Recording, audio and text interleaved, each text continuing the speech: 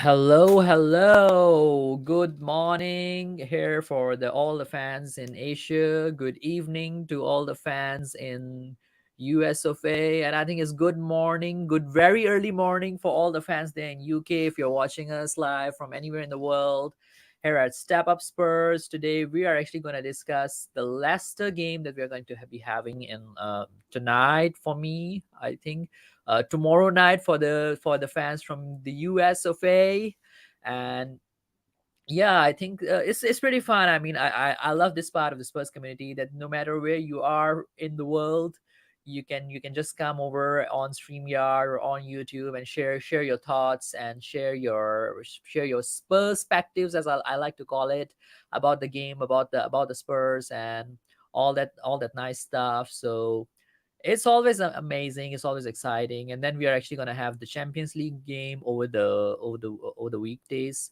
So a lot of good content will be coming up on this channel as well. So if you are here for the first time and you are just joining us, make sure to hit the subscribe button and click the bell icon so you'll be notified about my videos and about any further content that I'll be doing. This coming week I'll be doing some content on the fantasy Premier League as well as fantasy Champions League as well. So make sure you like those videos and subscribe to the channel.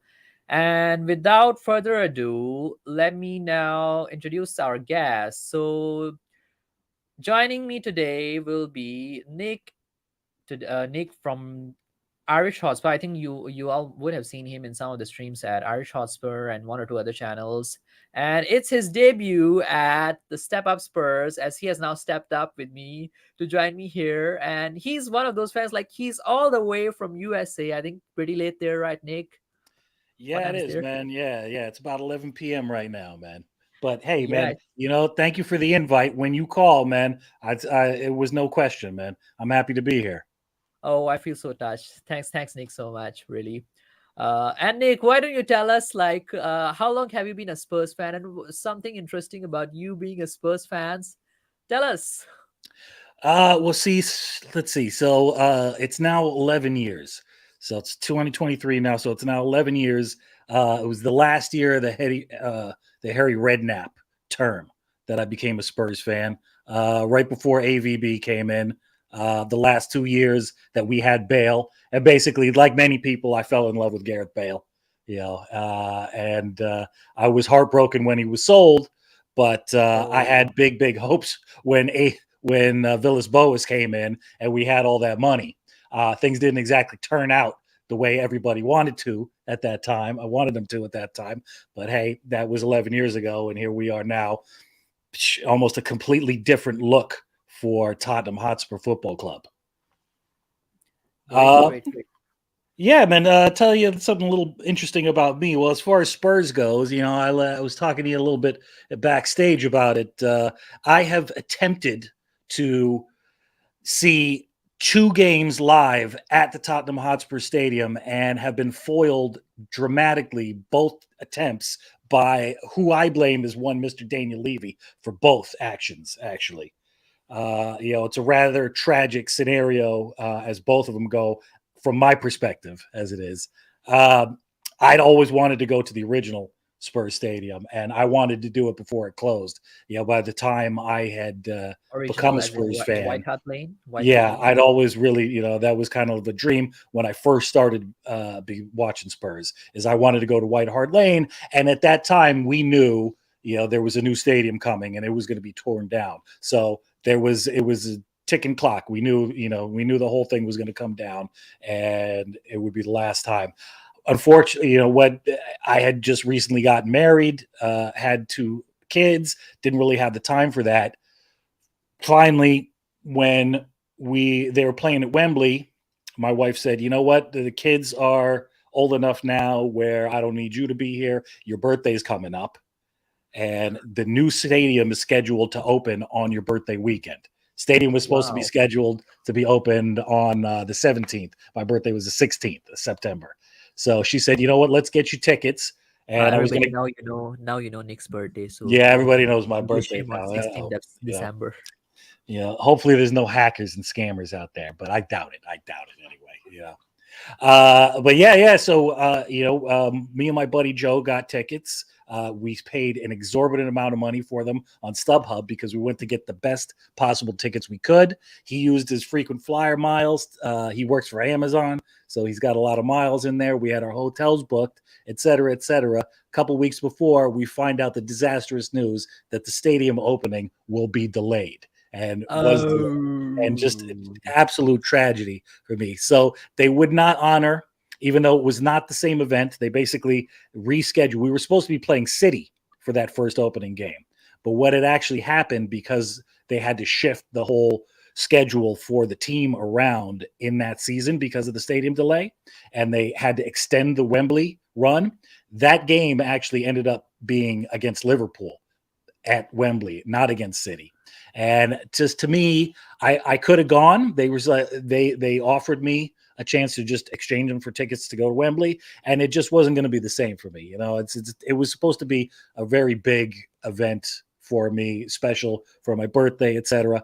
I was thinking, you know what, I'm just not going to do it. I'm going to save it. This is not how I want to see Spurs. We ended up losing to Liverpool like 4-1. It was either 4-1 or 4 I think nil. that game was quite bad. Yeah, that was terrible. 4-1, I think. Awful. And I was happy I didn't go. Happy I didn't go. I actually ended up giving the tickets to a buddy of mine who has been every. Oh. Uh, that was the first time. The second time was very recently. It was actually about 3 months ago. I was in London with my wife, and I had been planning to try to go see a match early in the season. My wife ended up having plans in London too. We live in New York. We live in Brooklyn.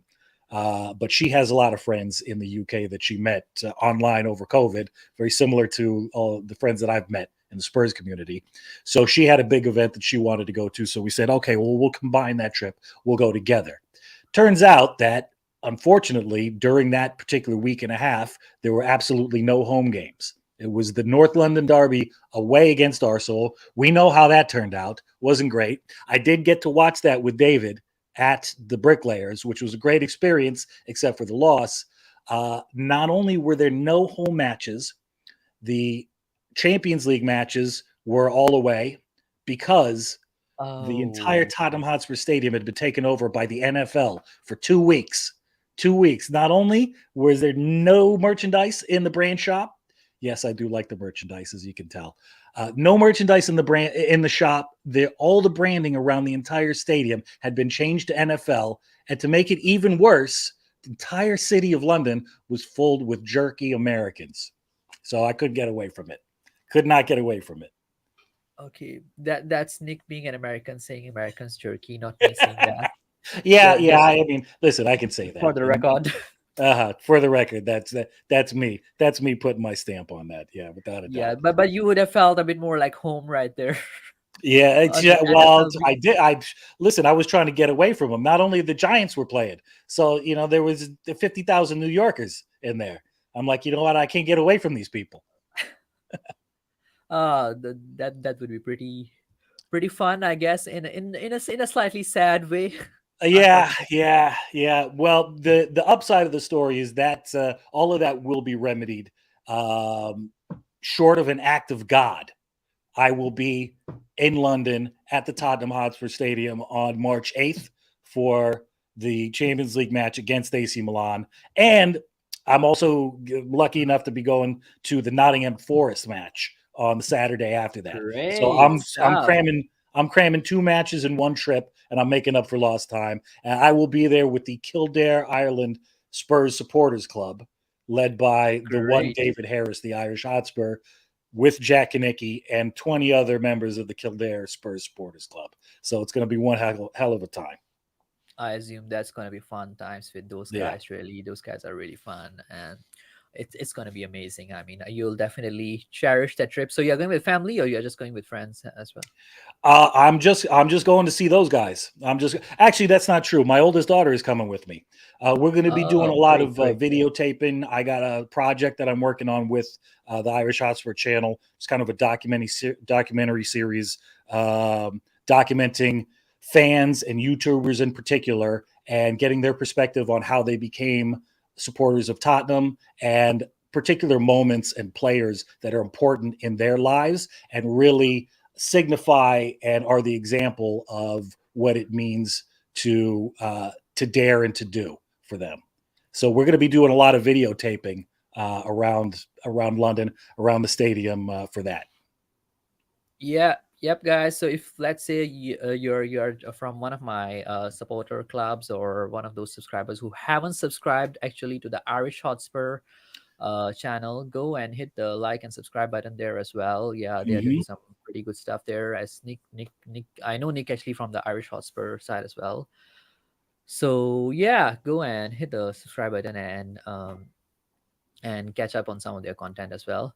So Nick, we are having the Leicester game in it's actually gonna be tonight for me, like in just Yep. few hours, and I think it's gonna be tomorrow morning for you peeps out there in US. Yep. Uh, Tell us a bit about it. Like, what's your feelings going into that? I mean, there are a couple of glitches there. You got Bissouma injured, I think, but Bissouma is not a major concern. You have Romero, who is currently We've got Romero suspended. suspend, Yeah. suspended, so you have to play, I think, Sanchez or Tanganga there, I Yeah. suppose. Yeah. And Neither of which fill me with a whole lot of confidence. yeah, because it's gonna, and then the other thing that there are a lot of things going on There's a basically. lot with it. There's a It's lot amazing going what can on. happen in 1 week. Yeah, what can happen in 1 week? Because I did my last show on this channel. Actually, this was a show that I did last, because I was supposed to do a show last time which I had to cancel because one of my guests couldn't make it. And in that week, I'm like, I have to wrap up everything that happened over the last week in that this one show now.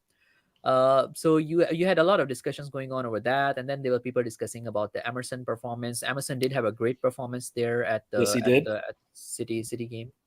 And then after that, the discussion went on. Okay, how about we move Emerson as a right center back instead of Uh, a right wing back, and then play Pedro Porro as a big up, Koguma. Thanks for joining us. I don't know what time is it Kokuma. in Wow. Korea. I think Long Korea is time like, no see. yeah, long time no see. For Nick, I think, but I see the Yeah. Koguma quite often these days. Thanks for hi Nick. She says a big hi to you. Hope you're doing Thanks for well, joining Gagoma. us, Hope you're Koguma. doing well. I haven't Yeah. seen you in the chats around, but sometimes I miss things. Yep, yep. So I think it's gonna be about 2 p.m. there in Korea, if I'm not mistaken, 2 p.m. or 1 p.m. I think so. It's Ah, just it's not too nice. bad.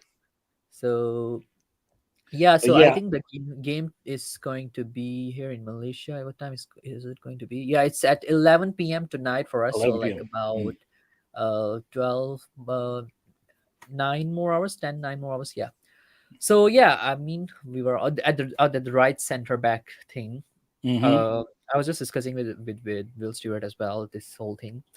I don't know if any of these things are really worth that you can experiment that, like when you have players like Sanchez and Tanganga, although they are bad, but for a game like Leicester, uh, when they are actually struggling, do you think that we should be a bit more ambitious and experiment on something like Emerson playing as a right center back? I'll start off with that. Since he had a good performance there, we end up with his good performance and we try to change his position in this game. Well, you know what? There's two questions there. There's would I experiment with it, and do I think Conte is going to experiment with it? Because I think, as we know, Conte is a very pragmatic manager. He doesn't like to take. As Sean Butler likes to say, he's very risk averse, just like Daniel Levy. He doesn't like to take chances, particularly on the pitch. So I don't think that we're going to see anything like an Emerson as a right hand center back. He does. He says, we don't know if it's true, but he says he does trust Patron Sanchez as a backup. I tend to find that in these situations where we lose a player, where we lose Romero because of injury or what have you, Sanchez, at least in the first game, Sanchez usually steps up and does a good job. You know, what I'm worried about is the Emerson and Sanchez show. If they're both played together, it's that none of them have the confidence. You know, it's basically a clown. It's a I clown agree. show at Yeah. that point. They don't have confidence in each other to have each other's back at all. So I'm very, very worried about that. Uh, with that in mind, though, like what are our other options? I've heard a lot of other options bandied around. Now, I also am one of those people that thinks that Emerson has a lot of the qualities that might make him a very good center back. However, we all know that he has crossing difficulty. Yep. Crossing is not his forte. So it's not necessarily he's got to put in crosses from right side center back, but he certainly, the way we play, we expect our wing center backs to be able to add into the tack with either going forward or with long balls, especially with long balls. It's something that Romero is good at. He's good at picking out midfielders, especially. So I have absolutely zero confidence that Emerson can fill in that role at all. I don't think that. I think he's good with his head, as we saw against Man City. He can be competent defensively in general with positioning. I think that's incredibly helpful. But if we need that, it's better to keep him in a position that he's comfortable in. But what that brings up is the subsidiary question that's on everybody else's mind is, when are we going to see Pedro Porro? And I particularly think that our defense is going to be a little shaky. We just know that it's not going to be the defense that feels the most comfortable together that we've seen so far. So we have a danger of letting goals in. For However, the Leicester game, for the I Leicester suppose. game. Yeah. Yeah. However, I feel that we have much better chance of outscoring Leicester than Leicester has of outscoring us. And with that in mind, I think it is probably a good time to bed Pedro Porro in to give him his shot. Because from what I can tell, he's the type of player that he wants to get on the pitch right now. He wants to prove himself right now. He doesn't want to wait for his turn. I know a lot of people talk about, it's got to be a meritocracy. Players earn their right to start. They earn their shirt. Emerson had a great game.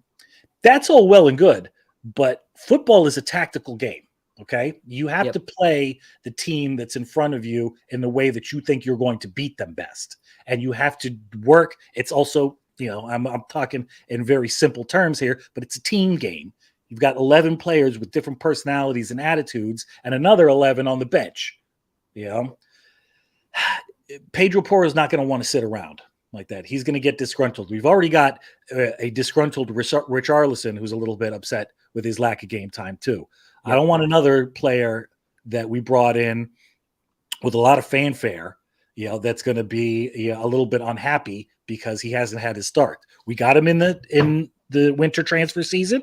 That's when you get players that are ready to go on the pitch. Yep. I really think we need to see Porro.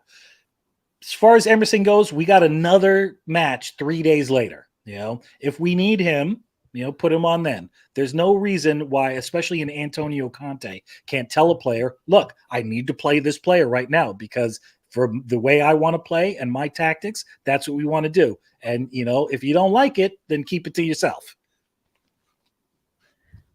Yeah, man. I completely agree with you for that game. However, I think I was just having a chat with someone earlier on for one of the recordings, and we were discussing that how about, let's say, playing Porro for the Champions League game because he needs to match the pace of Theo Hernandez, because in that Milan game you are kind of playing like a man-to-man marking system because they do play 3-4-2-1 as well. And I think Emerson cannot match his pace. And definitely, defensively, Emerson is good, but you need someone like Porro to actually match his pace as well. So why not actually give Porro a game time in a game like Leicester? Leicester is like the kind of side who is struggling. Why not start Porro there, give him that time and get him going? Even if let's say some people say that, oh, Conte hasn't played him, he hasn't had a time with him, but let him struggle a little bit, perhaps, maybe, because sometimes you need to throw someone into the water to let them swim. Yeah, you do make a good point there, though. We do, the Milan match is only 3 days after the Leicester match.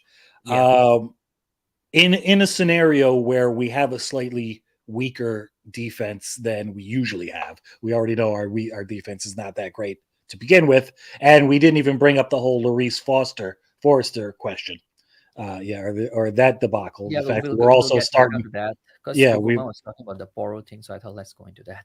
Yeah. But I think you do make a point there. Hernandez especially somebody is going to have to, not necessarily deal with him, but you're right, match him. The thing is that maybe even though Milan has tripped up a lot since the beginning of the season, where they were looking really strong, things have gone downhill real fast.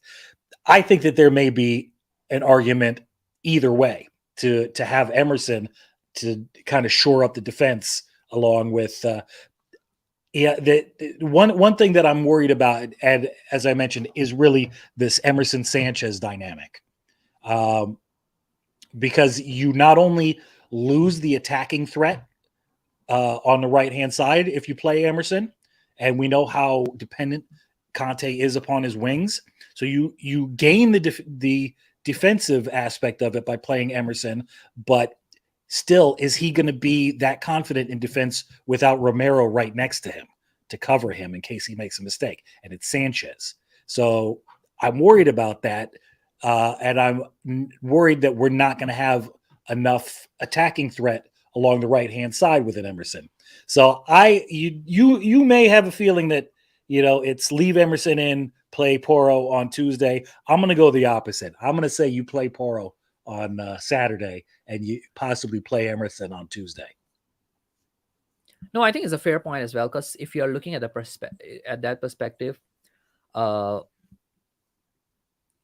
Emerson does give you a lot more defensive capabilities, and given the kind of side that Milan is right now as well, uh, I think he can still get over there, because I think Milan doesn't really have a very good defense as well, and they Yeah, don't really have very good what you call it. The wing backs are good. I think Theo Hernandez is a good wing back as well. fantastic. Yeah, yeah. Yeah, he's a fantastic one, I think. And I think that's one of the concerns. Like, if he would be matching Emerson, because I think Hernandez play left back, so I think he would be marking Emerson. It's just more of a concern of a pace, because I think Hernandez is much more faster than Emerson. He is, but Emerson's got some pace on him too. Now, I'm not saying that Yeah, he can match Teo Hernandez at all, but he does have a good amount of pace on him. And if he's sticking to somebody like glue and really getting in their face, that's what you need to shut down Hernandez. You need somebody who's going to be on top of him, like Sessegnon was on top of Mo Salah last season in that match where yeah. everybody thought he was going to be a breath. This is the kind of, you need somebody that's going to really frustrate him. And Emerson's got that quality about him where if he's on it, he can really disrupt, his opposite number. Like Whereas what we he did don't to we don't Jack really know Grealish. that from Porro. Like what he did to Jack Grealish, I suppose. Yeah, exactly. And it's going to be a very similar. Obviously, they're in different positions, but you've got a same kind of tricky, fast person that's going to look to get around you. And Emerson did a great job there. I think it may be, that may be the matchup I would feel safer with, So, but because yeah, so, I sorry. don't think that we don't know what Pedro Porro against Teo Hernandez is going to look like.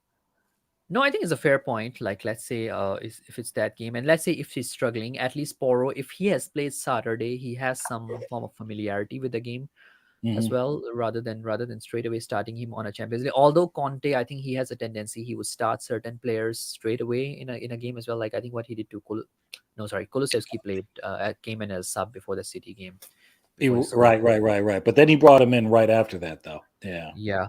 So I think it would make much more sense if Porro comes in as a quality sub to change the game if you need him. Like, let's say Hernandez is giving you tough time. So yeah, I think it really makes sense if we were to start Porro, and I think fans can't wait to see Porro starting as well. I think definitely Goguma seems very excited about seeing Porro. It looks like Uh, it. yeah, She I mean, wants to give us. I can sense that I excitement. I mean, a lot of fans are very excited. They want to see some Porro magic, because She wants to his see goals, Porro. his I don't know whether you want to see Porro or whether you want to see Zorro. Right. Uh, It's just, what, we've been so starved on the wings for quality delivery into our forwards. It's just, that Harry Kane's been having a fantastic season, despite the fact that he's getting very few crosses in from the right hand side. You Yep. know, he's got good service from Perisic on occasion, but just Yep. almost no service from our right sided wing back. I mean, this could be the thing that really opens up the rest of our season. I think that's why so many fans are just really, really anxious to see what Poro looks like. Yeah, I think it's a good point. Definitely, because if you remember last season when Doherty started performing well, and it was I think around this time as well, like Yeah, mid that's right. February, Hmm. late Feb or early March, that sort of a season. I think we were thrashing teams 4-0, 5-0. We were having those kind of performances. Kane really got going. Hmm. So if Poro can insert that sort of an element into the game, I think we'll see more goals from Kane, and I think you will see Sun start scoring as well. Yeah.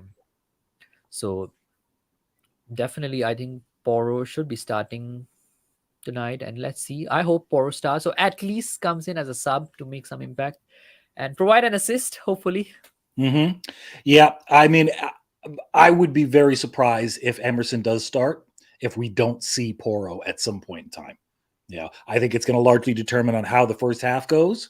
But I honestly have a feeling that since uh, we're right near this is one of the only the second game since the transfer window closed, it's very possible we might see more changes than we're used to seeing in the second half from Conte. yeah. Case in point is that I would really love, a lot of people ask the question now, do you rest anybody for the Leicester match because we have the Milan match coming up? I don't think we really do. I think we start pretty much the same squad that we started against City. However, and I know it's probably not going to happen, but if we're in the lead in the second half, I want to see Harry Kane rested, frankly. I want to see Rich Arlison as a number 9 because he needs the game time. I think he would be great in that position, especially with the people that we've got supporting him, especially with somebody like a Poro able to feed him and Kulu cutting in and able to play through balls to him. I would really, really love to see that because we need Kane as fresh as possible on Tuesday for this Champions League match. Yeah, But I think we. Richarlison is just it's not match fit, I suppose. I what- was reading this. Yeah, What's that? Richarlison is not match fit. He is not. That's. I mean, I he know he he was might not. he He wasn't for the City match, right?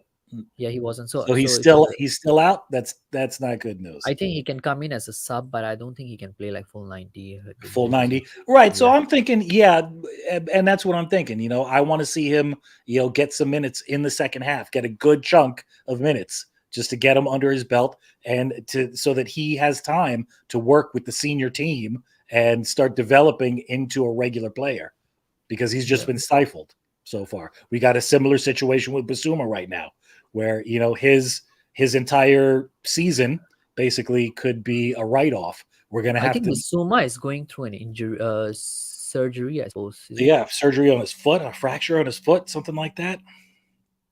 Yeah, he's going through a surgery. Yeah, he's going through Yeah, a surgery soon. which is So terrible timing. I really think we need somebody of his quality. I know he really hasn't shown the best of what he is since he's come to the club, but still he is a Premier League player, and he can do a job, especially coming in to substitute for Bentancur or Højbjerg if they get on a card, if something's not going right, if they're having an off game. no, I think that's a fair point, really. However, I think some fans feel that Richarlison in currently he's an average player. I don't think that he's an average player. Like definitely a particularly average player. I was having the discussion. I don't know with who. I can't remember, but somebody said that he's an average player. I think Richarlison's issue is him dealing with injuries, like the similar issues that Mhm. Neymar had a lot for a long time. When Richarlison is fit, he goes on, like he really can give you a good run. Same like Neymar, when he's fit, he's great. Yeah, But I agree. I don't think that we've seen the best from Richarlison. I think he has another level that we haven't seen at Everton or at Wolves. I think that he's Yeah. got a lot. And the thing is, he's a very willing player for his manager. He will play all over the pitch, even though on the wings is not his preferred position.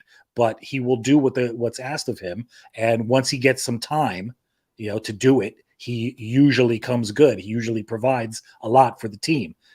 I don't think anybody, as far as Spurs is concerned, is really convinced that he is a winger. That he can really be stand in for Son or for Kulu.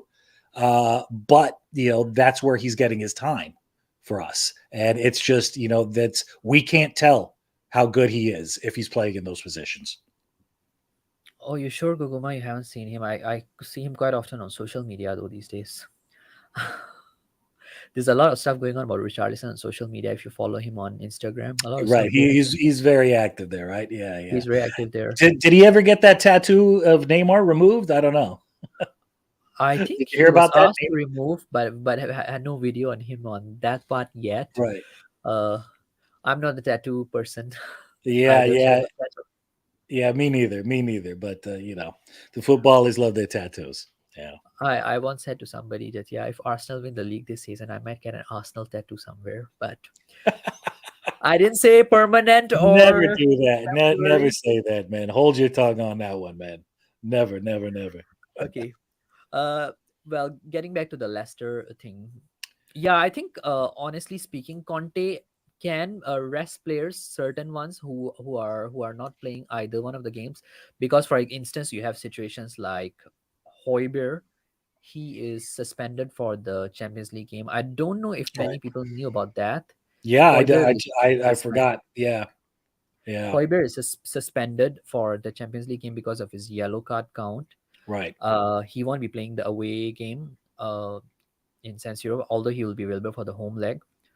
And then Romero is suspended for for tonight's game actually Mm. against Leicester. So Romero won't be playing that game. So I guess two key players in a way, but then it's different Three, positions again.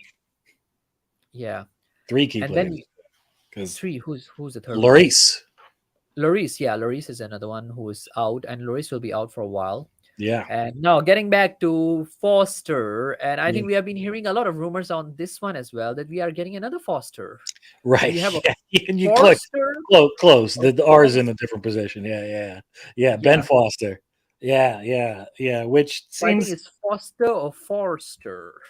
yeah, that's going to confuse a lot of people. Definitely. Yeah, no, actually they look alike as well. They have They very do too. similar Yeah, yeah, yeah, physique. yeah. It's a little weird. Yeah, yeah. Which what I mean, I see it because we need backup. I guess they just don't trust Alfie Whiteman in case of But emergencies. you got the Which other guy, a guy as well, right? The Brendan Austin, I think. Brendan Austin. That's right. Yeah, Because Whiteman is at another team. Yeah, it's Brendan Austin yeah. who is our third choice right now. Which is not got to feel. He's not. He can't be feeling too good about that. That they think they've got to bring in a retired goalkeeper to cover his bases. But but that's the state of the club right now. Um, if he's available, I think it's a good idea. If it's not going to be too expensive, and he's a free No, agent, he's obviously. a free agent and he is Yeah, retired, so he's.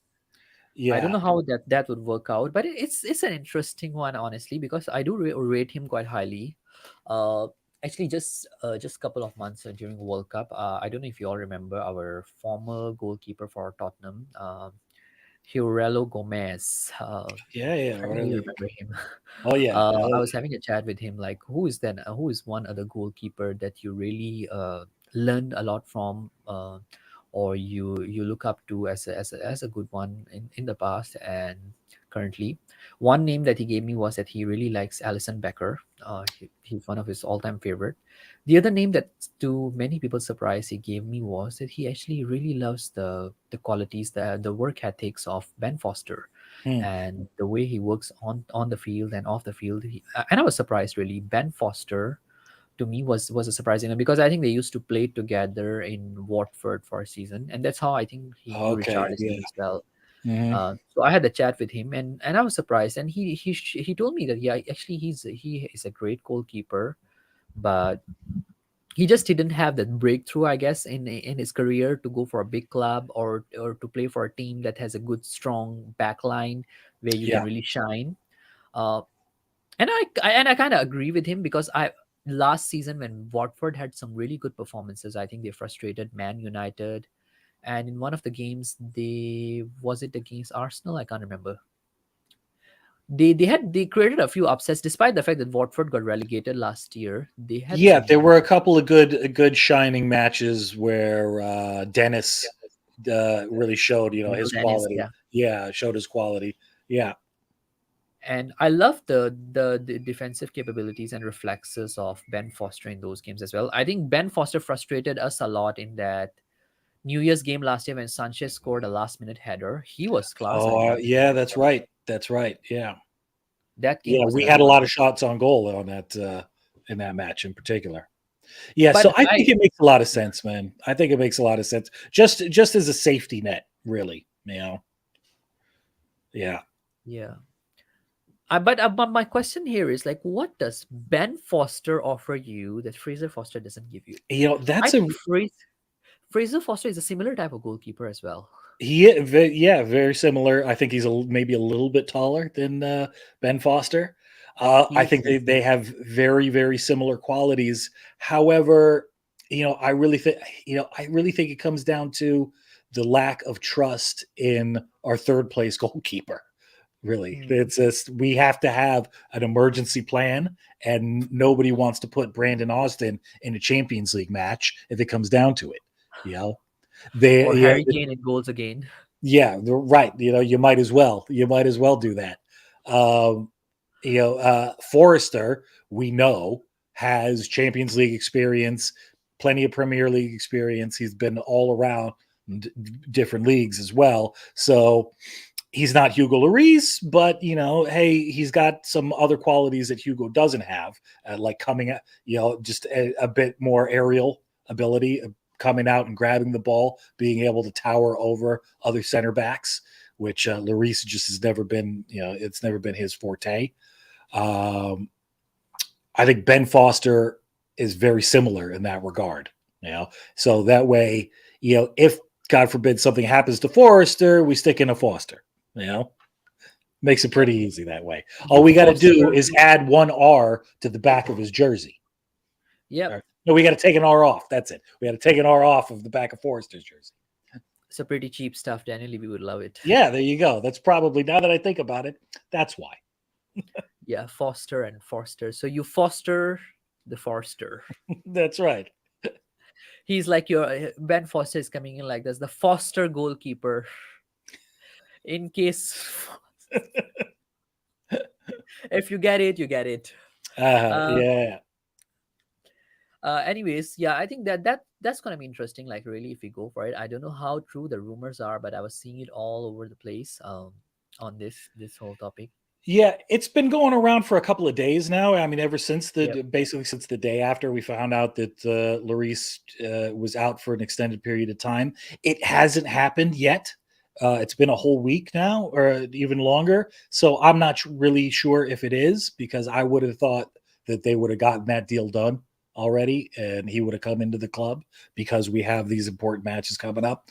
But we'll see. Maybe they do. Maybe they have the option to do it since he's a free agent whenever they want to. Yeah, I mean that's really going to be interesting. Interesting one once we have it. And Goguma is showing some love for Conte. Yeah, Conte is back. Another one. Sorry, I He's forgot back. to talk about that. He's back at Yeah, Hospital Way.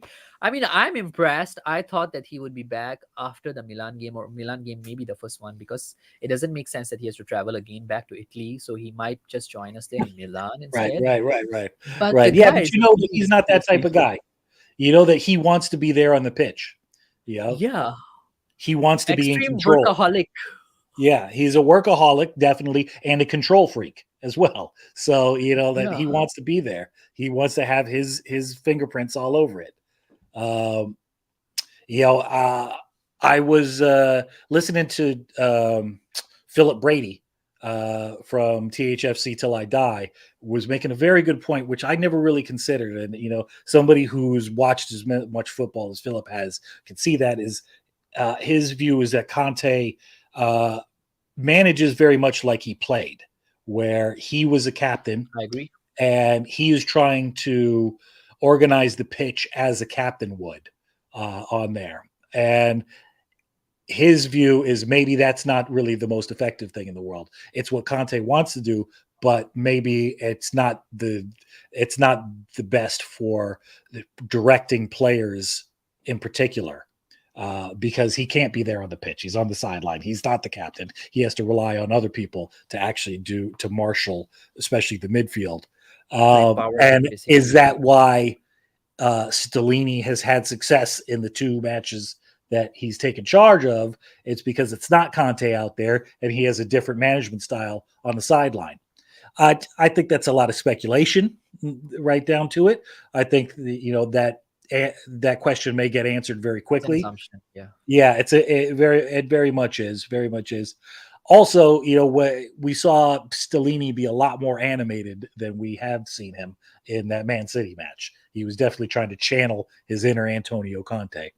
But yeah, I'm glad to see Antonio back. I hope it doesn't really affect his health very much. I am very much supportive of him and his style. I know it's not for everybody, but I'm glad to see him back on the touchline for tomorrow's match. So am I. I'm glad. I'm glad. I mean, big up Aaron Dub. So Aaron Dub say Foster is commanding vocally, as is Mhm. Foster. Hugo Right. has been too lightweight lately, not an optimum captain. Foster, this or that, the same Same as yeah. difference. Yeah, yeah, pretty much, right? Very Big true. up Very Aaron true. Dub. I think it's pretty late out there in UK still. It's like 4:30 Yeah. a.m. and he's able to join us. Big up to you, bro. Big up, big up. Yeah, Uh, man. I've been trying to I'm putting out the fact for the last few days too that what Hugo has basically been telling us for the last two seasons in veiled terms that he's at the end of his journey with career. Spurs. Yeah, yeah. At least he was putting out the feelers that he wanted to go back to France 2 seasons ago and that he wanted to help usher in his successor, and all of that to me says that he's not confident that he can do the job at the Premier League at that level anymore. Despite the fact that he's a World Cup winner and he's got to another World Cup final. I mean, there's a lot of quality in that France team that can make up for his lack of confidence right now. And he had a decent World Cup and he made some great saves, but he did not have a fantastic World Cup by any means. So I think we've seen the decline of Hugo coming right now, and it's really, it's we shouldn't be in this position right now, but here we are, with him out and trying to bring in a free agent, to cover his cover. Yeah. So, it's not a good situation. It's not a good situation at Yeah, all. it's not a good situation. Aaron does say worried for Back too Conte's soon. health coming back too soon. Yeah. I mean, yeah, I don't know if gallbladder has any links or that part to your heart. Definitely, heart is related to a lot of things. Yeah. Tottenham games can be pretty much not advisable for the heart patients. Yeah. Not for the Well, weak of heart. Definitely not. not for the ones No, with they the can take weak they take heart, a lot out poor of you. heart. Yeah. Even I've had few heart attacks, Yeah. Yeah. Just watching them. figuratively, Just just watching them. I mhm. had two at the Marseille game as well. Uh, Yep. Yep. I'm so right I there don't know with you. what it's gonna do to Conte, but I think Conte has gotten used to it over the last few months. The amount of things that he has seen, losing to Anes Moura and then upsetting Liverpool and stuff like that. Oh Mhm. man, this team is such a I mean, roller it's coaster ride. highs and lows, man. The highs and lows. It never stops. It never stops. Yeah, so it's gonna be interesting, definitely. But I think I agree with you. Now, this particular injury that Hugo is having, it can determine his career as well. I don't know if many would agree with me because at his age, coming back from a knee injury is not that easy. It's going to be Uh, difficult. it's gonna be difficult because I mean, some of you who don't know, actually, I used to play badminton at state Oh level. yeah. Yeah, back, Okay. and I had a friend actually.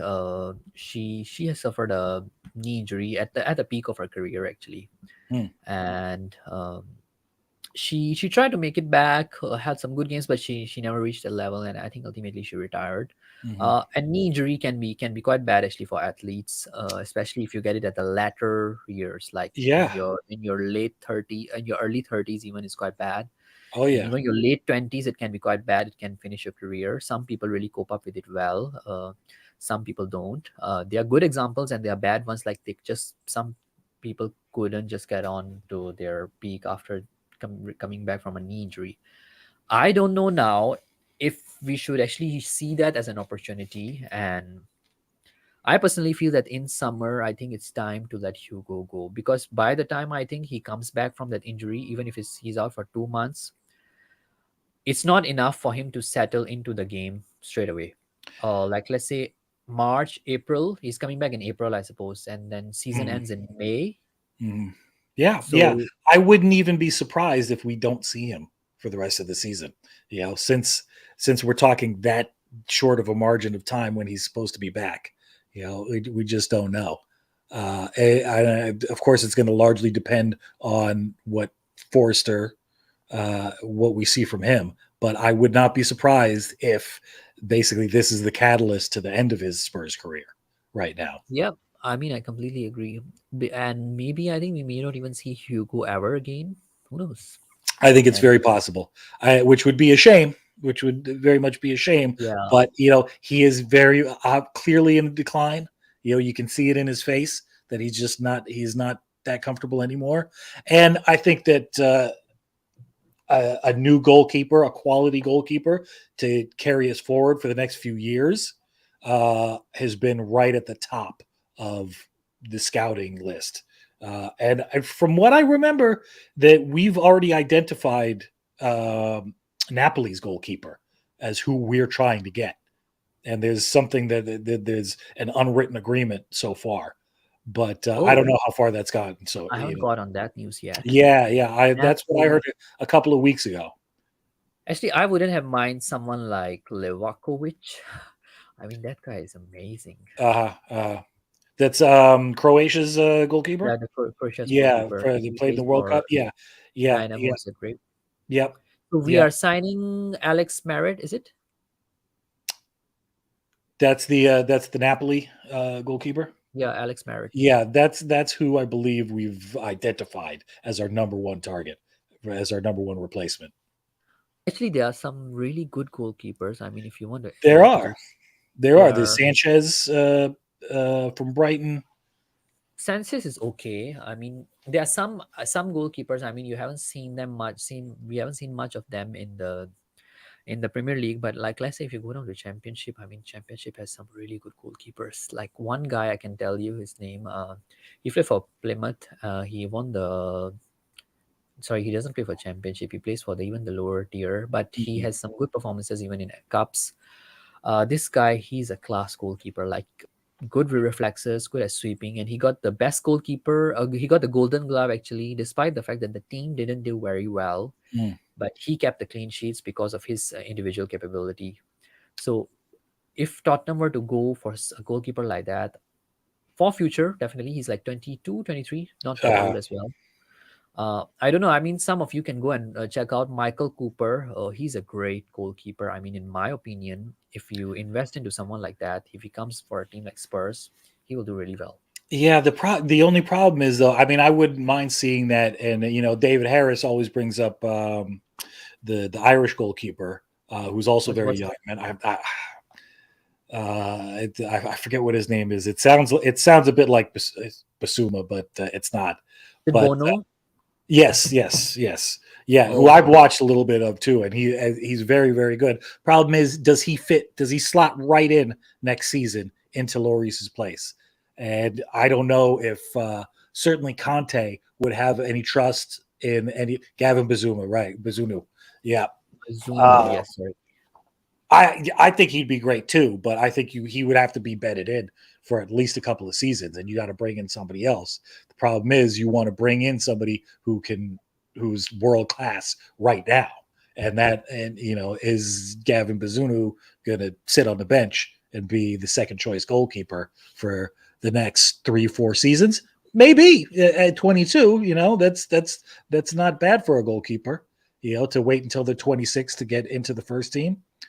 I just don't see him, going right in and taking over Lloris's shirt right away. Yeah, 22-year. I think it has to be something extraordinary, like someone who has been having. Who does Bazunu play for at the moment? Any idea? Aaron Dove, he plays for Southampton. You know what? I keep forgetting Oh, that. that's I right, keep right. forgetting that he is Yeah, playing that's in right. the Premier League right now. Is he He's their playing. regular starting goalkeeper? I don't know that. Uh, like Well, listen, if they go it's been a down, while. I which haven't is watched the Southampton game actually. Like, yeah, I yes, haven't watched too he is much. their first choice goalkeeper at the Yeah. moment. So if they end up going down, I mean, he may be up for grabs. Because they have a But good chance of getting relegated this season. he has only kept like one clean sheet this whole season. Well, I'm but it is in Southampton though, so I mean, you got to Yeah. like weigh, what's going on there because No, I they're think it's pretty hard to tell because certain goalkeepers, even though their defense is not that great, they have really good reflexes. yeah, They have really good sweeping capabilities. So yeah, one especially clean at that sheet, age, young like that. Yeah, I mean, one clean. there may be some bargains going on if Southampton goes down. There may be a goalkeeper and maybe even a Ward Prowse in there. You know, Yeah, Ward Prowse would be which we've been amazing. trying to get our hands on for seasons now, Uh, uh, and we this is definitely one need a player conversation. like that. This is one conversation. Like there are certain players when I see a news or anybody tell me that we are linked with that. One is Ward Prowse, Mm. Traore, Zaniolo, Uh, Skriniar, Zaha. I'm like fake. The moment I right. hear this news, I'm like, okay, if it's one of those five, it's definitely going to be fake news. But going back to that, I think yeah, for Lloris replacement, I think. What do you think about David Raya? I don't know. Who's he playing for? Oh, you don't know David Raya? No. Seriously? Brentford goalkeeper. Oh, he's Brentford's goalkeeper. Okay. All right. Uh, Um, from what I watched of Brentford, they have. I haven't been paying too much attention to their defense because I'm so fascinated by how they go forward. Yeah. because he has kept 8 clean sheets so far in the Premier Yeah. League. That's pretty good. I don't see Brentford losing a lot of players in the next season, though. I think that they've got a really good dynamic, and the players like playing for Thomas Frank. They like the system that he plays, and they like playing for that club. They like kind of being the underdog that can take out some big clubs. So I just don't see them losing a whole lot of players. Maybe an Ivan Toney wants to go on to bigger and better things right now before it's too late, but I would be Uh, surprised. yeah, I just want to clarify on this one. I'm not blaming him for the Southampton defense. What I meant is that we haven't seen much of him in a way that he can straight away step up for Lloris. So if it's a transfer, I would take it. But I don't Mm. think it's pretty quick to say that he can straight away say take over Lloris. So yeah, that's just the main thing that I was trying to say there. Yeah, but I But definitely would not blame him for where Southampton is right now. yeah, I want The way also. their defense is just that's not one person's fault by any means. Yeah. So, I mean, goalkeeper discussion is another one Yeah. that we are taking in. Well, I got a question Midfield. for you, man. Speaking of defenses, and I know what a big fan of Mr. I Eric know where Dyer. you're going now. Yeah. Well, so in the question of Sanchez or Tanganga, where are you on the move Eric Dyer over to the right side, play Longley in center, and have Ben Davies on the left? Does that instill you with any confidence? And do you think that's something that Conte might do? Because we've seen that. We saw that in one match, I think. Right? Yeah, I know we saw it in a couple of games when Romero Yeah. was What out. was it? Was it more than one? Uh, I personally feel that Dyer suits the central role more than the right side. Uh, When he's playing on the right side of the center backs, he's not good. He's definitely not good enough. He tends to make more mistakes than the ones that he make when he's playing centrally. So uh, I personally think that if possible, try to play Sanchez or Tanganga there instead Mm. of there you go. I think I earned up. You just missed that part. I think we just had this conversation, so you can catch up Yeah, we again. did. Well, he came in a little bit later, but we know where Dove is, where he's on Yeah, it. yeah, He's yeah, no Sanchez for him either. yeah, Yeah, and you know what? It's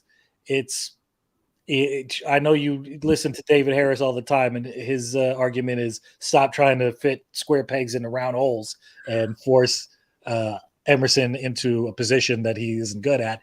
I am of the opinion too, where I would like to see what he's like as a no, I'm right-sided very center much back. with you guys as well on this. Yeah, but I don't think it's. I think he needs to be like we would have to have an absolutely calamitous situation going on with injuries and suspensions for Conte to actually put him in there. Yeah. Yeah, I mean, I would take in Tanganga here instead. If not for what you call it, Sanchez, because I think Sanchez individually he has a problem, and then if it's Sanchez and Emerson, like you said, playing together, It's just it never looks good. It it's never looks good, calamity. man. Yeah. It's You know that calamity. it's going to be targeted. That area of the pitch will be targeted if they're both playing together. So if you know that yes, you want to Conte or Stellini, whoever is would be in charge, I think it's gonna be Conte very likely since he's back. Don't put Sanchez and Emerson ever together again. I mean, I the moment I see those two players coming on together, I'm like, okay, let's go to sleep. Yeah, right. Right. It's one of those things that I just really don't like.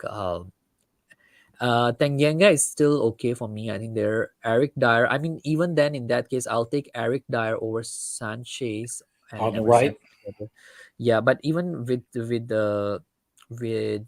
Emerson there, I think Eric Dyer also seems to struggle, and because I think Eric Dyer is more of the kind of player he's good at. I think he with heading the ball and his marking rather than his tackles. Uh, So I think height wise he's still much better. And I think when you're playing like at the right side, you have to rely a bit more on your tackles. And I think mhm. Eric is not that sort of player. Bring back Doherty. Oh man, that ship has sailed, man. That surprise exit, it took everybody by surprise, but that ship has sailed, man. Yeah, man. Uh, we got another one actually. Yeah, so I think we have pretty much covered a lot of the things regarding the team. So I think in team wise, you'll start. What would be your back three preference, Nick? Well, so despite what your perspective on it, I actually think that the safest one for me is a Ben Davies, Longley, Eric Dyer combination. With I would like to see Poro start, but I think it would be safer to have Emerson. And I think that there's a good chance that we see something like Perisic, Davies, Longley, Dyer, Emerson as our starting back line. I think For that's just Leicester, as I thought you said you'll rather start Poro for Leicester. yeah, but I think that that's what I would do. But I think it's more likely that Conte will go with something along the lines of what I just mentioned because I think it's a little bit safer. Um, that being said, they did give Sanchez the armband against Preston, so what that means, I'm not really sure. Uh, you know, um, but yeah, That's so funny. Seriously. yeah, yeah, Wingbacks, Davis, Tyrell. Yeah, so I think it's a good one, really. Is three that what wing you're going with as well? Davies, Dyer, Royale, back three, wing backs, Perry and Poro. Um, Oh no, you're yeah, going no, with no, Davis, no, Dyer, no. I and mean, I see what he's saying, yeah, without a doubt. But yeah, I just don't see it for Emerson Royale as the right-sided center back.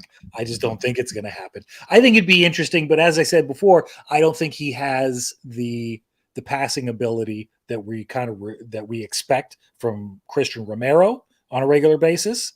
Um, yeah, I don't know. It's such a tough one because he does have something that we do lack in general, and you kind of just want him on the pitch for that. It is for his aerial ability and his defensive positioning. Man, it's a real tough one. Yep. It's a very tough one. But I just don't see it. I don't see Conte doing it. I think I'll go with Tanganga at the right center. Tanganga is right-sided Tanganga, center back, right and center the back. Yeah. usual Dyer in the middle. So who do you go for on the left? On the left, I'll go for Davis. Yeah, For Davies instead of Longley? it's a long way. I think uh, I think Davis is better. And he fits into the system better. I think Langley lacks speed, although I think Langley has his passing abilities are very good. Hmm.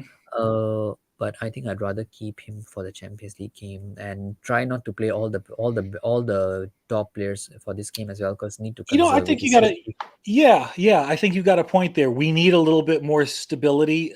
Davies does bring stability, and people don't talk about it a lot, but he does have some leadership quality in there. Like he does. Ben Davis.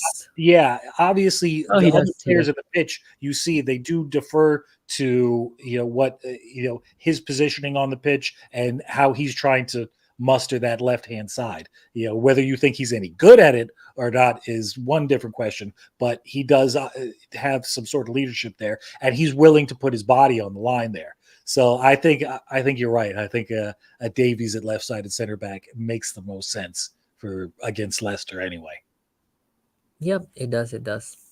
Well, the other thing was the midfield. Okay, would you start Hoybier with Pape Matasar or Skip for this game and conserve Bentancur for the Champions League game? The reason being is that Hoiberg is not available for the Champions League game. You Yeah. need to get either one of them kind of going, give them some time to like settle, or let's say you sub off Bentancur at 60th minute and bring on Sar, or let's say Skip, get them going, kind of like for match fit in a way. Would you make a decision like that? Like, what do you think of the midfield? Well, this is the thing. I think the most practical thing and what I would really love to see is more aggressive subs, more aggressive changes, earlier on in the second half. Because since we have this Champions League match only a couple of days after, it would really make the most sense. I think, without a doubt, in my opinion, you start Højbjerg better Bentancur for this match. And I completely agree with you, Aaron, on that one. Yeah, it's a tough choice to make with Romero out and yeah, Benjamin Lloris out. it, So it is, particularly since we have this Milan match coming up as well. Um, I would really love to see Sar come in. If we're comfortable in the game, bring Sar in, give Bentancur a little bit of a rest. Let him have some time on the pitch with Højbjerg. yep, Who's definitely, he's the influential voice in that midfield. like He is. yeah, let him adjust into that Hoiberg role for Yeah, that game. yeah. Get him some more time My with it. concern on this part is like what Aaron said, that and selection, possibly the first team selection at back five or three. Given that actually when you have a lot of personnel change, it tends to cause a bit of confusion in your communication with there. You have Yeah, yeah, but Foster. that's part of the game, though, isn't it? I mean, and unfortunately, we just can't do anything about it right now because The of the cruciality situation of the we're in. season. Yeah, because of Ribero's suspension. It's we have to, and you know what? It's a team sport where you have subs on the bench. You're gonna have to use it. People this team has to start acting really like a team, like they did against Manchester City. We saw some cohesion. Now, of course, it was our usual starting 11 right there, were all playing together. But still, it's time for the people who come off the bench to be playing like they're professionals too. You know, Yeah. So I think that's really something that Conte would have worked with them on preseason. Like when you are in that sort of a situation, how do you uh, cope up with that? By the way, guys, for all those of you in the chats, I'm actually putting up the StreamYard link in the chat as well. If any of you would like to come and pop up and share your thoughts on the game, come join us. Join us. We'll discuss about it, and Nick will be here for I think for a short while more with me. uh, yeah, definitely. we can continue a discussion. So The midfield one, I think you'll still stick with Bentancur and Hoiberg, I suppose, as starting, but might bring in Sar as a Yeah. sub. So, and would you bring in Sar over Skip if it comes down to it? I'll bring Sar or Skip for Yeah. various reasons. Yeah. I think Sar is more of a controlled player. He's much more calm and he's much more collective. He doesn't make those kind of stupid tackles like which sometimes you see some younger midfielders like Skip has a tendency to do that, for instance. Yeah. He Yeah. will make those stupid tackles, get a yellow card, and then you'll see him like very passive, and then you see kind of like Skips disappearing slowly. Sar is a very clean ball winner. He will win the balls like without a tackle. He'll just wait for that wrong footing or wrong move, and then he'll take the ball away from you. That's one quality I love about Sar. He's Mm. very collective, and he kind of reminds me a bit of Angolo Kante actually, if in a way, like he just pass by you and he'll take the ball away from you. But definitely not to say that he is at that level. Uh, oh, no worries, man, no worries. Anytime in future, sure thing. I Next time, Aaron, man. Next time, Aaron. And why you smashed it? I yeah, missed it. yeah. I'm What? assuming you threw it against the wall when you heard that maybe we were going to start Sanchez tomorrow, something like that.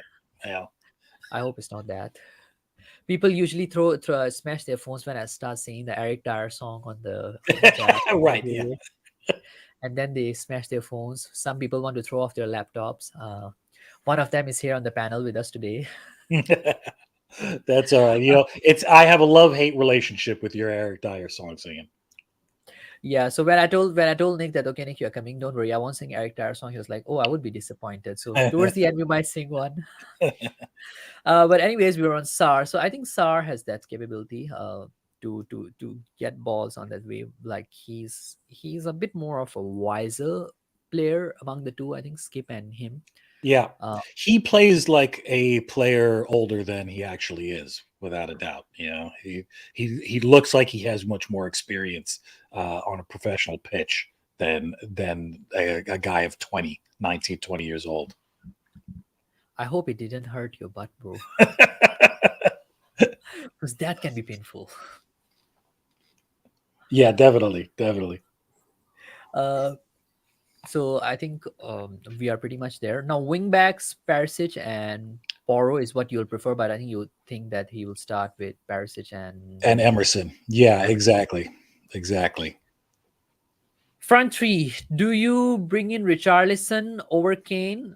Given Richarlison has had a good record against Leicester for the previous clubs Hmm. he has played, Hmm. would you play Richarlison over Kane or would you start Kane? I definitely start Kane without a doubt. I think it's in all likelihood either Son or Kane. Most likely, Kane will score in the first half. That's my prediction. But I would really like, if he's fit enough, I would love to see Richarlison get 20, 25 minutes at the end of the match, just to bet in, to show what he can do. I think it's a shame that we haven't seen that so far. But I think our front three pretty much remains the same. Yeah. Front three pretty much remains the same. But would you sub Kane off in like let's say 60th minutes for the Yes, game? depending on what's going on in the match. Depending on how our midfield is holding up. If our midfield is as dominant as they should be and is turning the ball over fast enough, then I would sub Kane. Because then we know if the midfield is solid enough, then they can provide the stability for Richarlison to move around and be the pain in the butt to defenses that he likes to be. Let's not talk about butts. I think. Right. Sorry, Aaron. Sorry Just about. kidding. Just kidding. Want to bring up bad memories, uh, but yeah, you never drop Kane Cooler, son. No, no, but yeah, yeah. I don't know. I mean, Kane. The thing is, though, we have a match on Tuesday, man. That's only a couple of days away, and I want to see a fit Kane as possible No, I think you need for. to consider it's a away game, so you need to travel as well. Yeah, yeah, yeah. So I mean, listen, from history tells us that Kane's not coming off that pitch. Maybe at the 85th minute. depending on what the score is. History tells us that he's going to stay on as long as possible. But there is something to be said for if he does score early on, the pressure is off, and we see something else. It's it's just I think a lot of people want to see more rotation, but the way Conte has built this team around Kane, it's just he's so integral in putting other players through, holding up the ball. It's so unlikely that he ever gets taken off, Big and up, that's just too Joseph. Big dangerous. up. We have another one. I think early birds from Ireland. I suppose you woke up in time for the show. Wow. Great, great. It's Either that it's or like, maybe just getting back from the pub. oh, possible as well. Yeah. Either you're back from the pub or you are one of the early birds, but you still get the worm anyways. Uh, I mean, yeah, like that game. For that one, I think the problem is that you have to travel as well. Since it's an away game. So I think definitely the next day, I think they will be traveling, or in 2 more Yeah. days they will be traveling to Milan. And then I think you stay there a day for the game, something like that. So I guess you don't have much time to practice in between, train in between. So you have to conserve some energy. And the worst part with us is that's a Tuesday game, not a Wednesday game. Yeah. Wednesday would have been a lot easier. Yeah, Wednesday would have been a lot easier. So it is gonna be a bit of a discussion within Conte and his team, like who do you play, and it will be interesting to see what kind of choices does Conte make for both the games. I am pretty expectant that for Leicester game he may rest some players, some of the key players for the Leicester game. But now the problem with us is we don't have that quality or that good of a depth. Yeah, Uh, not right now with these injuries and Romero's suspension. Yeah, we and it's just like the don't. worst time to face all these things, right? Like when you're playing 2 games a week. Yeah, yeah, 100% it is. Yeah, this is the situation that every manager dreads right now. You've got three key players out. Um, but this is what you get paid the big bucks for if you're a manager. You got to you make these tough decisions and you push the team forward. Yeah, man. The one thing the one area of the pitch that I'm not that concerned about is the front, is our forwards. We have not only all of our normal starting front three are available. Um, we have Richarlison and we've got our new signings. Yep. I think that does add a bit of a depth. Yeah, like then you got Denuma. I think that Yeah, was another one. I think people are hoping, like, would he start in this game, or would he come on as a sub, like let's say slightly early rather than like last 10 minutes or so? What would the situation be like for in that case? yeah. I don't. I definitely think we're seeing Son, Kane, Kulu starting, but I also have a feeling that Dan Juma's coming on. We're going to see him at some point in time. Um, I don't know if Conte is going to risk doing both a Richarlison Dan Juma swap, but I think there's a possibility. I definitely think there's a possibility. Even Kulusevski coming off, because he in the City match. I don't think he looked 100%. I think a lot of people thought he had a better game than I thought he did at the time, but I still think he looked a little bit off of it. So it's I think it's very likely that we see uh, somebody, at least one, if not two, of our main front three get subbed off. Yeah. And So in a way, I really hope so, because I don't think that that's going to happen unless Conte's feeling very comfortable with how the match is going. yep. So it will be interesting to see the kind of choices that he makes before the game and also within the game, because definitely, like you brought up a good point, like what do you go with when you're down or when you're up, and all these kind of factors come into play as well. I've got a few friends here. Joseph is here as well. Joseph says, thanks at Aaron Dub. Yeah, I think it's because of that good Irish name comment. Gaguma, I think Gaguma was here just now. So she has just left. And then we got Talha. I think Talha, you are from the mountain time or the eastern time. I can't remember now. But he's a good friend actually, of mine. He was, if you all don't know, he was actually in that Global's Perspective video as well, representing US of A. Talha, if you are free to just come up, just join us in the chat and share your thoughts as well. I've put the link up in the chat. If you're free, just come. Yeah, Aaron Dove. I agree. I think that that's the most likely scenario. Kane probably plays the whole game, and Dan Juma and Richie are coming on for Sonny and Kulu. That's the most likely scenario.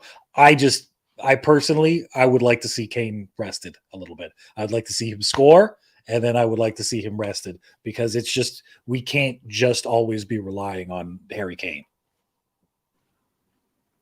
Yeah, man. If you want to join, just with your audio is still fine. Yeah, just come up. Uh, okay. So what are your score predictions for this game? I'm going a 4-2 because I think that we are not going to keep Leicester out. It's I was looking at some statistics. It's a couple of real odd statistics that you realize it. Since 2014, 71 goals between Tottenham and Leicester in this fixture. Not only Four that, two. let's see, Tottenham have won this fixture 3-2, as we all know, last season in the 94th minute. Uh, let's see. And it's just and I think we beat them pretty soundly 4 games in a row, the last 4 games, but I think they scored in each one of those games. So they have a way of scoring first and then we come back for the win. I wouldn't be surprised if that's a similar situation due to some kind of a defensive error that they score first and then we really lay it on them and maybe they get one back. So I'm going for a 4-2. 4-2. Um, I would actually go for a 5-1. For this game. Okay. I think it will be a hat trick for either Son or Kane, and maybe then two other goals from either one of them, and then maybe Kulusevski will score one.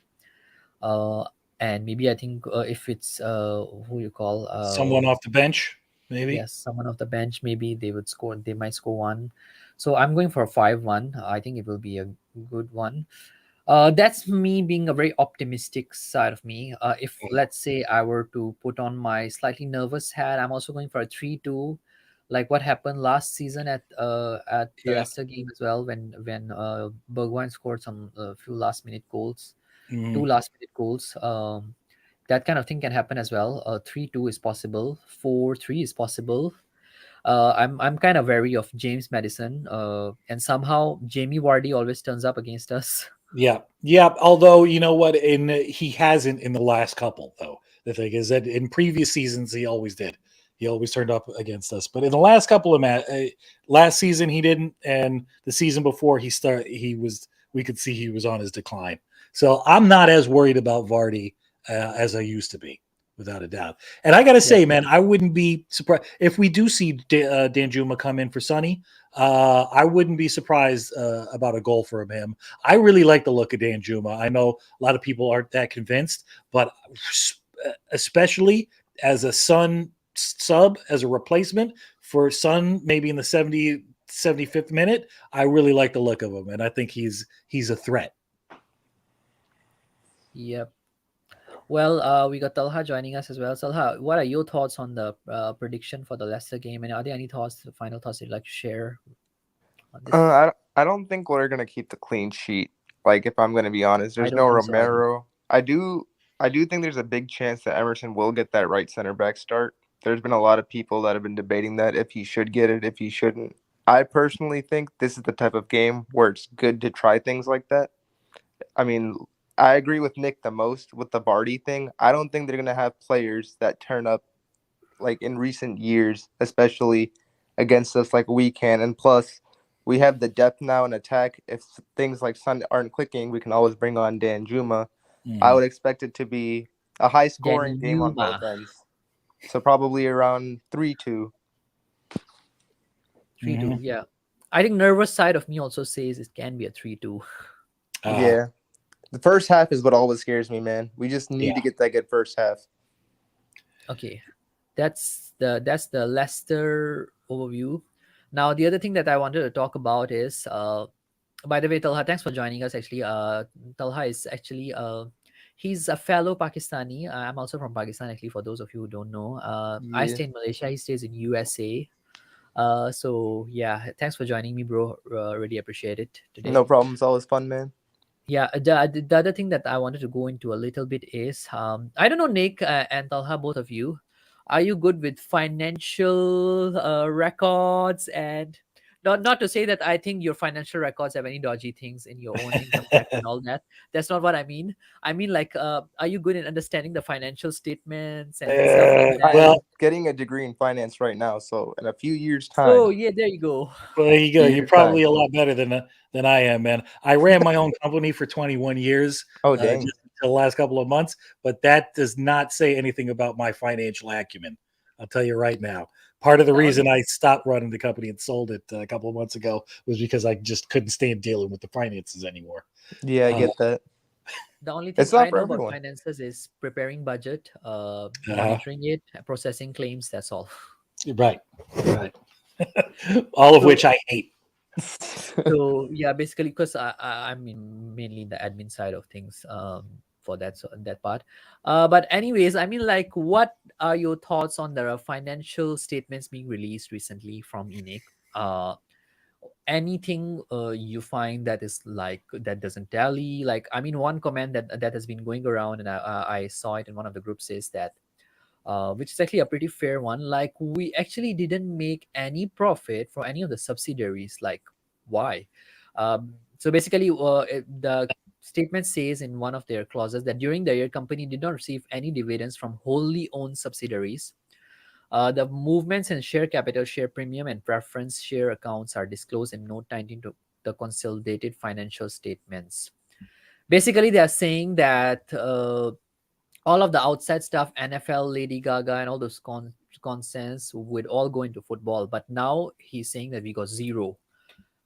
Uh, what is that? What does that mean? Like, why are we doing that kind of stuff if it So, doesn't contribute as anything? far as you understand it, the subsidiary accounts are non football related events and things going on at the stadium, such as concerts and the boxing matches, etc.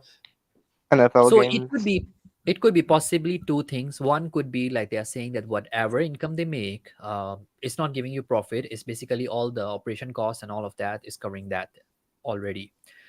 It could be either that, which is hard to believe. I mean, given Yeah, that you're running big events, you are yeah. not making a profit. That's a bit dodgy. The It other could thing be is that sorry, what Talha. what I think it could be, because in financials and accounting and stuff, there's a lot of debits and credits you have to do, and to turn that into usable asset would take some time. So that's why I think maybe if they're smart about it, which Levi, the one smart thing I would say about him is his business. He probably took out his own assets so you could use immediate funds rather than taking the time to get all of that stuff to be able to be used in the club. Creative accounting, as someone described it in one of the Right. chats. That's what it could be, but only time will tell. Let's see. I don't have much faith in Levi though when it comes to this type of thing. I'm looking at the statement right now, actually, while we talk about it. Yeah, I mean the statement. I mean, I can. For Nick, have you had the look at that PDF of don't know how many I pages? no, I've just been listening to other people's commentary on it all day, I mean, I can basically. share it with you as well. So if any of you want, I might share the link in my community section as well for those of you who would want to have a look at it and don't know where to find it. It's actually on the Tottenham Hotspur website. You just go to the annual reports section and 2022 report. Uh, there were a lot of controversies, I think, risen out of it. But Nick, since you are you are quite caught up in quite a few channels, like what is basically the conclusion out there from that financial report? Is it correct or is it not? I don't think that it answers anybody's concrete questions as to whether the sorry, let me rephrase that. I don't think it changes anybody's mind on how they feel about the ownership of this company. Exactly. Yeah, Yeah, of I this agree. club. I think it solidifies the people who are in Enoch out in how they feel about it, and it also it reinforces the people who are Enoch in as to the stability of the club financially, and that the management in themselves have an idea of how to keep the club solvent and moving in a right direction for them. It's is there anybody who's on the fence about whether they like the ownership or not that's had their mind changed about it? I mean, I doubt that too. Are you on the fence, Nick, by the way? I would probably have to say that I'm in the middle on it.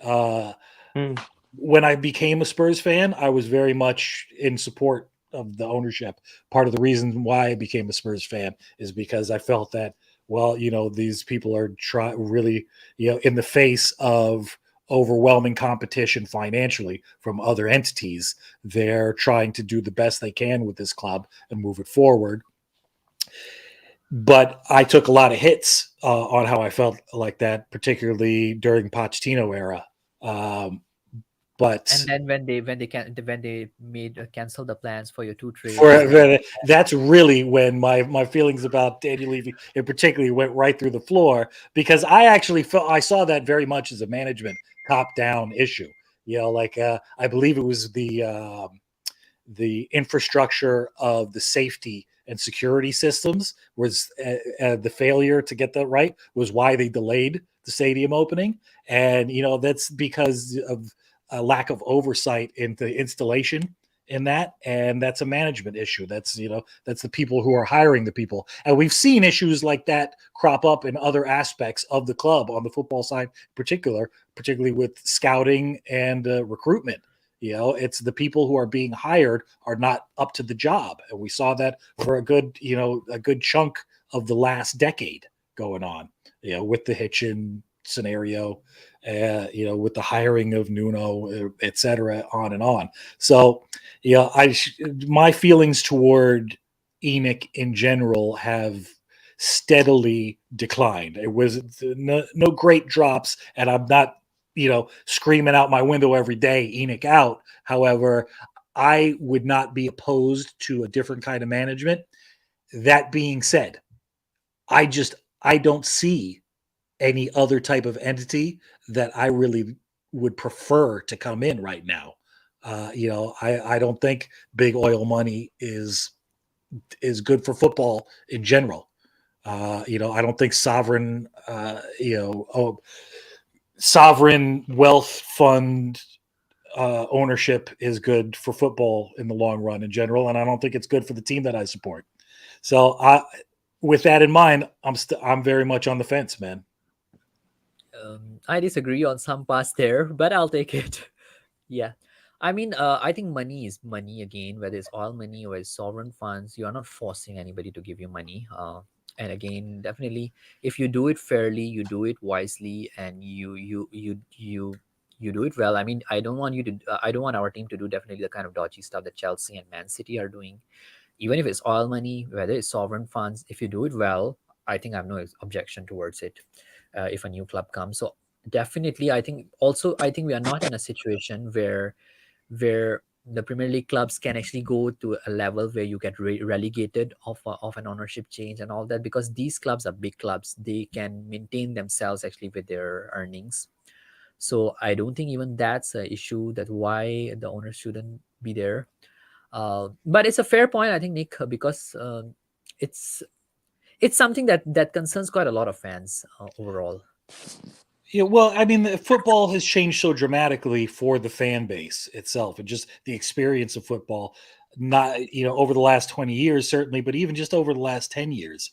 And when you have countries, owning football clubs, and for whatever purpose be it nefarious or not, but the ability just to wield a whole a country's bank balance to support one club, it tips a balance. That's why we do have regulations in place now. It's just obvious that people have been skirting those regulations, and they've been allowed to do it for years and years upon end. I think the very interesting part of what the financial statement that was released were the end parts where they talk about what's going on in with the larger clubs, with the city in particular. They address that and they bring it up, and they're using that as a justification for their actions over the last few years. I think it's a very good play. I think it's very smart, and that it this whole situation may end up being the best possible thing that ever happened to Enoch in the grand scheme of their relationship with the fan base, because it may actually level out the playing field and have them say, hey, look, we've been playing by the rules all this year, these guys have been cheating, and now we're the good guys here. I it's fascinating to watch this play out, but it's just we just don't know what's going to happen at the end of the day. Yep. Talha, you wanted to add something on this just now? Well, I was just listening to the whole Inigo thing at the beginning, and he was talking about the appointment of Nuno. I'm actually curious, Nick. What was your opinion on Jose sacking at the time?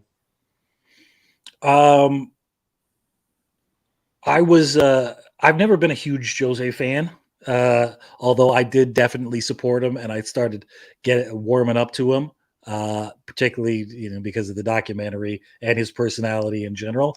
I thought it was an absolute travesty, ridiculous for him to be sacked when he was sacked. However, I could definitely see that there was dysfunction in the dressing room up to that Mm-hmm. point. Uh, but I think that was used as an excuse by the ownership to get rid of them when they did. I just don't think it made any sense at the time.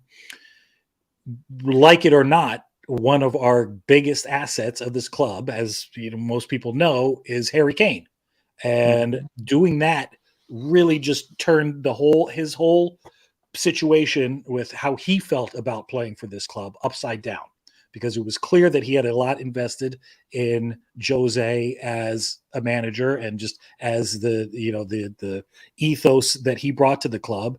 And you sack this guy right before a final. What does that say about how you feel about the commitments that you made to Harry Kane?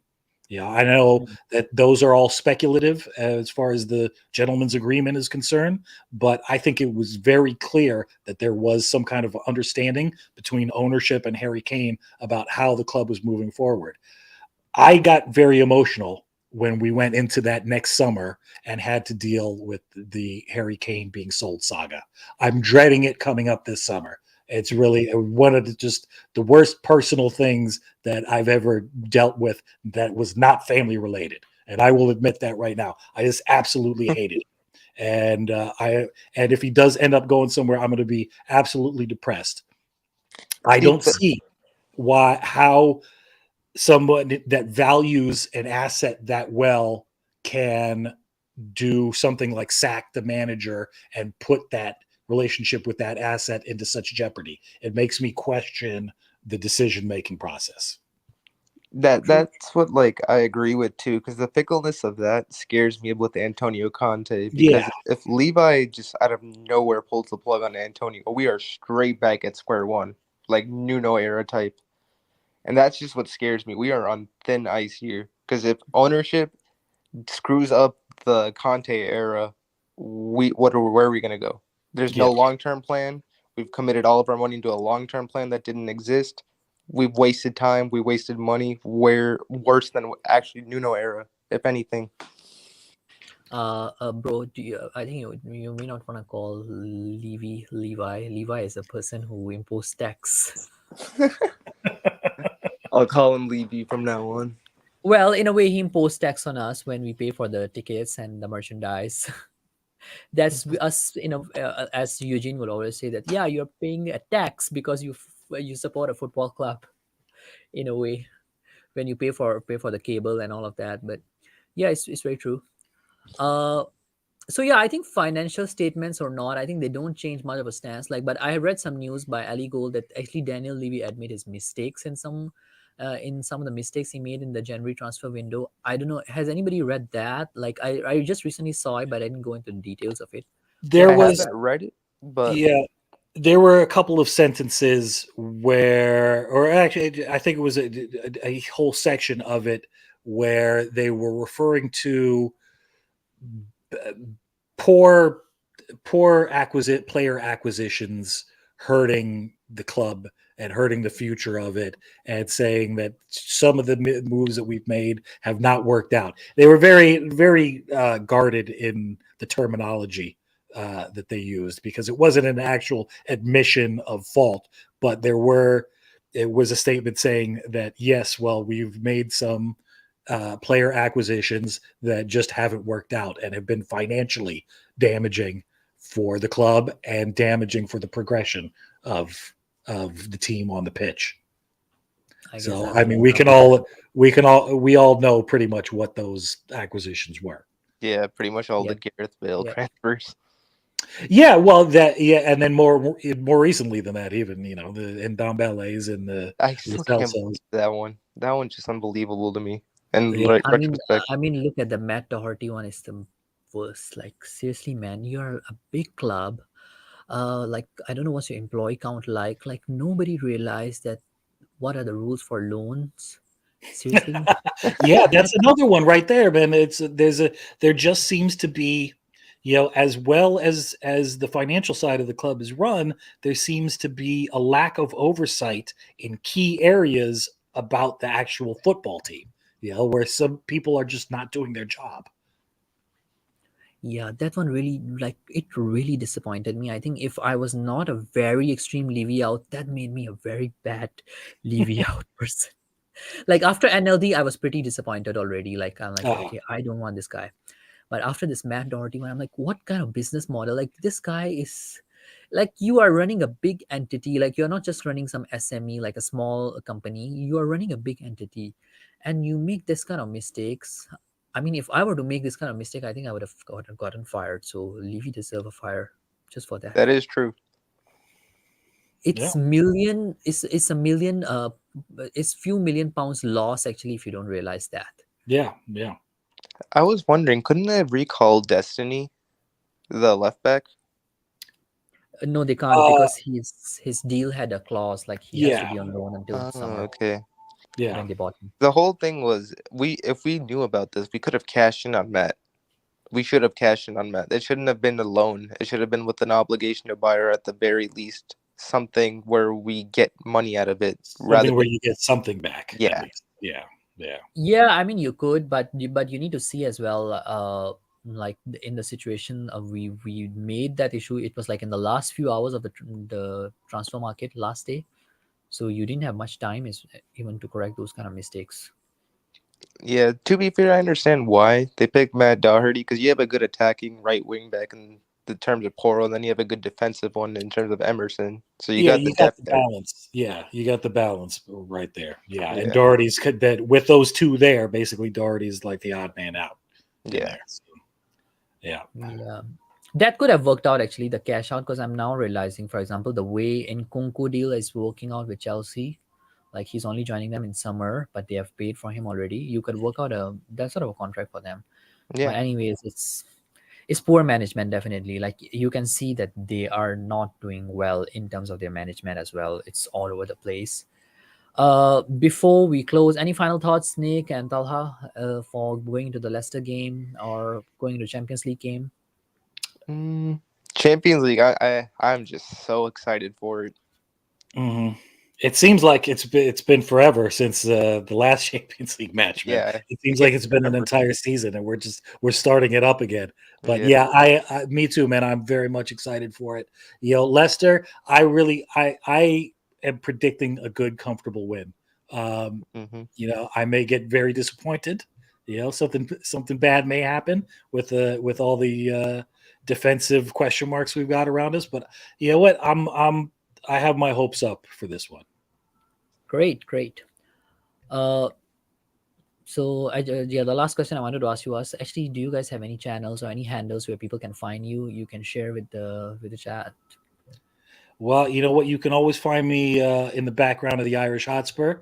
I like to consider myself, and I think they consider me a co-producer with them. I'd like to get a lot of things done there. I'll be on there tomorrow doing a little halftime commentary and a post-match Great. commentary. Yep. So if you don't know, I don't know where you've been, but get onto the If you Irish. don't know him, get to know him in Alex THFC And that's style. yeah, that's a. I don't want to step on any toes with that one. I think he's got that one copyrighted already. But yeah, Oh, man, is get it? onto the Sorry, Irish sorry, Hotspur and hit sorry, that sorry, sub. Alex. Please don't claim copyrights. Talha, how about you? Where can people find you or get in touch with you Well, if they to be want to? honest, this is my first panel, so I'm just getting into it. I want to Nice, start nice. making more stuff on my channel, whether it just be Spurs content, music content. I play a lot of instruments, have a little bit of a variety. So once I start doing it more, I'll start putting my handle in the videos, then you guys can find me more often. No worries, bro. We'll wait for your broken phone to get better. Then next time you can join us. Next week we'll do the preview. I don't know if which day it would be. I have to check. Uh, sorry, Talha, I cut you off in the middle. No, I was done. You're good. You're good. You, Okay, you're gonna so come I'll again? be. I don't know if I can do a preview on Monday morning for the West Ham game. No, sorry. Right for the Yeah, it Milan will be game. Yeah, it's a little Monday, tricky so for it will timing on be. that. So next week is gonna be tricky. I don't think I can. Okay, I will be able to do a pre-match show on Sunday morning here. It will be 11:30 p.m. here, and I think it would should be 10:30 p.m. on Saturday night for all the folks out there in USA, and I think it will be 3:30. I think, yeah, 3:30 GMT. Yep. So we'll do the show on Saturday night next week, and then we'll discuss a little bit about that. I'm just kind of still working out which kind of timing still work for us the best. Currently, this one works because it doesn't clash with some other shows. Because sometimes I go on and I'm like, oh, okay, half the Spurs community is doing their shows, especially when I go with the UK time. I can't do shows, so we'll figure it out. But many of the shows would be actually on a Saturday, Sunday morning, or Monday morning. And okay, this week I'll be uploading some content on the AC Milan game. I just did a recording on that earlier with a friend. So make sure you guys catch up on that one, share it with your friends. And I'm on the way to actually 100 subscribers. I've already hit 76, 24 more to go. So if you can, share it with your friends. If you know any Spurs friends, share it with them. And I'll be doing a bit of content on fantasy football as well in the coming week, for both Champions League fantasy and Premier League fantasy as well. And then I might do a midweek preview game for AC Milan game. Still working it out. If you want to catch us, all the updates of the channels, it will be at Step Up Spurs on Instagram and Twitter both. And as always, come on, you Come Spurs. on, you Spurs. Come on, you Spurs.